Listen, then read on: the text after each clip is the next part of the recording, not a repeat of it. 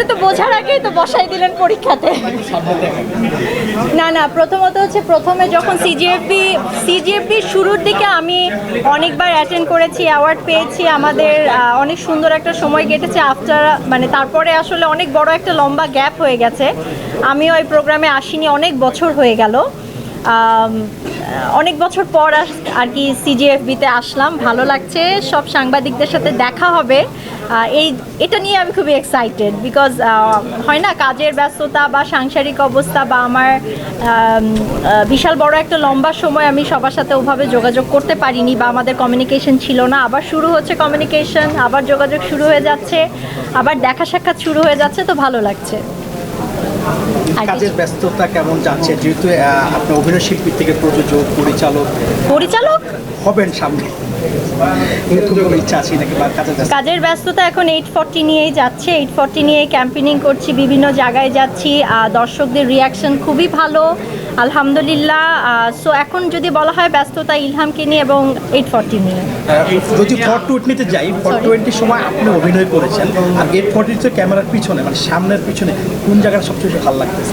দুই জায়গার ফিলিংস দুই রকম। কারণ হচ্ছে যে এক জায়গায় ক্যামেরার সামনে কাজ করেছি, সেটা এক ধরনের ফিলিংস, এখন ক্যামেরার পিছনে আরও বড় দায়িত্ব পালন করছি, সেটা আরেক ধরনের ফিলিংস। আমি যেখানেই থাকি না কেন, ক্যামেরার সামনে, ক্যামেরার পিছনে, সাইডে, আশেপাশে, সবসময় আমি সবার সাপোর্টটা চেয়ে আসছি, সাংবাদিকদের সাপোর্ট চেয়ে আসছি, এখনও চাই।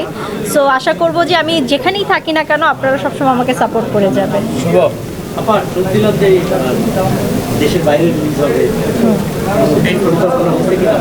না, এখন পর্যন্ত দেশের বাইরে, যেহেতু একটা ক্রিসমাসের গ্যাপ আছে, ক্রিসমাসের কারণে আসলে আমি আর দেশের বাইরে আমরা প্ল্যানটা আপাতত স্থগিত রেখেছি। দেশে এখনও চলছে, হলে ওই 840 চলছে, সবাই পছন্দ করছে। সো আমার কনসেন্ট্রেশন এখন দেশের ভেতরে বিভিন্ন হলে, দেশের বাইরেরটা আমরা একটু পিছিয়ে দিয়েছি, আমরা শীঘ্রই জানাবো। আরও একটা নিউজ আসতে যাচ্ছে, অবশ্যই আপনারা কিছুদিনের মধ্যে জানতে পারবেন।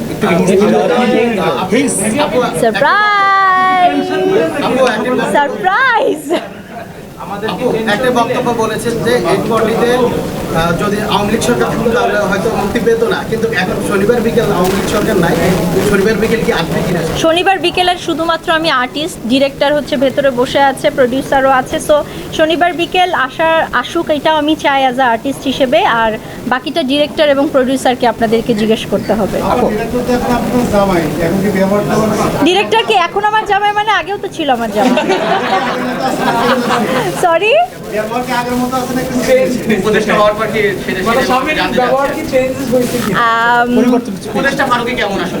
আমি যদি বলা চলে তাহলে বাসায় তো আসলে আমি উপদেষ্টা, বাসায় তার কোনো পরিবর্তন আমি এখনো লক্ষ্য করিনি। বাইরেরটা আমি জানি না, আমি কখনো তার সাথে ওইভাবে বের হওয়া হয়নি বা তার কাজের জায়গায় যাওয়া হয়নি।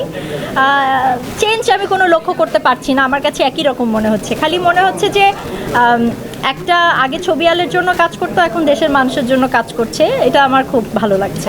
সর্বশেষ প্রশ্ন। সর্বশেষ প্রশ্ন। আমাদের দেশে বর্তমান সিনেমার যে অবস্থা আগে যে ছিল, এখনকার কতটুকু পরিবর্তন আনতে পারবেন বা আসবে? আমি পরিবর্তন আনতে পারবো, যেহেতু নতুন বাংলাদেশ আপনারা আছেন, আরো কেউ আছে, আপনারা কাজ করতেছেন ক্যামেরার পিছনে। আমরা তো আসলে যখন থার্ড পারসন সিঙ্গুলার নাম্বার শুরু করি তখন থেকেই কিছু না কিছু পরিবর্তনের আশা নিয়েই তো শুরু করেছি।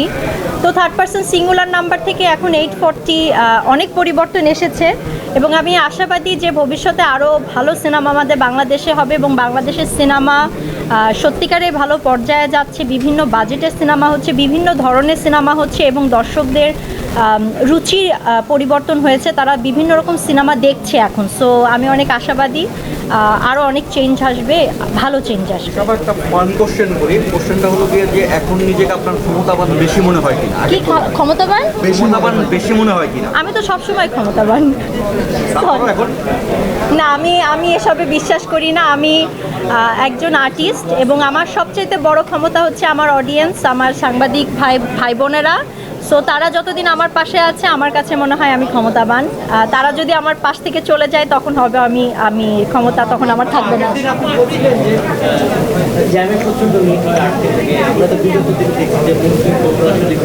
আমি এখনো জ্যামে আটকে আছি বিকজ এখনো আমার আসতে টাইম লেগে গেছে বিকজ অফ জ্যাম। একটা বছর শেষ হয়ে গেল, 24 আপনার কেমন?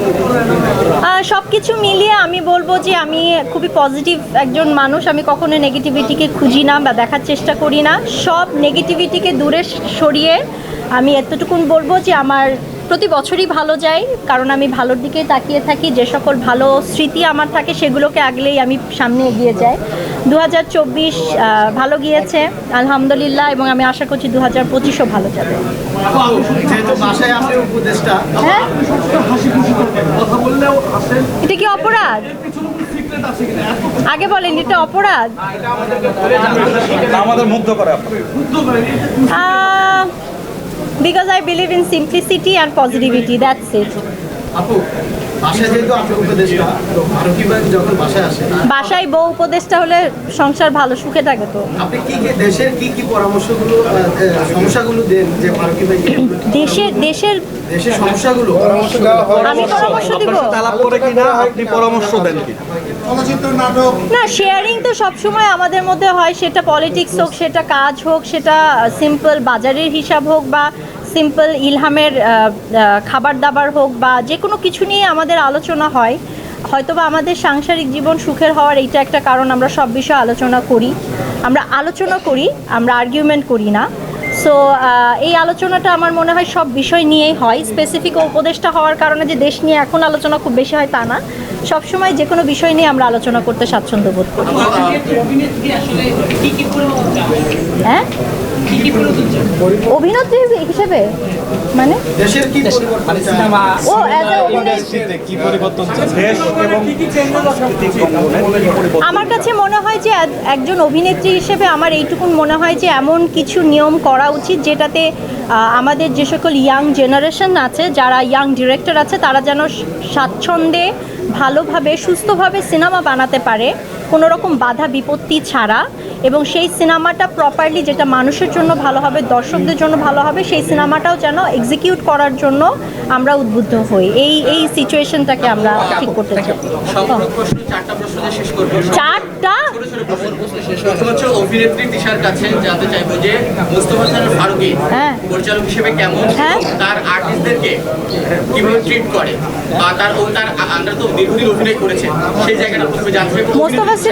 Mostafa Sarwar Farooki as a director হিসেবে ওয়ান্ডারফুল, বিকজ সে তার আর্টিস্টদেরকে বোঝাতে সক্ষম হয় এবং সে খুবই ফ্রেন্ডলি আর্টিস্টদের সাথে কাজ নিয়ে নিতে পারে, বের করে আনতে পারে, উইচ ইজ ভেরি গুড। এটা যে অনেক ডিরেক্টরেরই আছে আমাদের মিডিয়ার। প্রযোজক তিশার কাছে জানতে চাইবো পরিচালক ফারুকী কেমন আসলে। পরিচালক ফারুকী অনেক খরচ করে, খরচ কমাতে হবে নেক্সট টাইম। স্ত্রী তিশার কাছে জানতে চাইবো স্বামী ফারুকী কেমন আসলে। স্বামী ফারুকী ওয়ান্ডারফুল। সবচাইতে বড় হচ্ছে যে বাবা ফারুকী ওয়ান্ডারফুল, আর স্বামী ফারুকী হিসেবেও তার খরচ কমানোর জন্য আমি উদ্বুদ্ধ হচ্ছি। আর সর্বশেষ হচ্ছে একজন দেশের নাগরিক হিসেবে, একজন দেশের সাধারণ নাগরিক হিসেবে উপদেষ্টা ফারুকী কেমন আসলে আপনার দৃষ্টিতে? সাধারণ নাগরিক তাদেরকে জিজ্ঞেস করতে হবে। আপনি নাগরিক আমার কাছে তো মনে হয় যে এখন পর্যন্ত যতটুকুন দিচ্ছি সে চেষ্টা করছে দেশের জন্য ভালো কিছু করার, এবং এই জায়গাটা ঠিক থাকলে আলহামদুলিল্লাহ। Thank you so much. ওরে বাবা রে বাবা।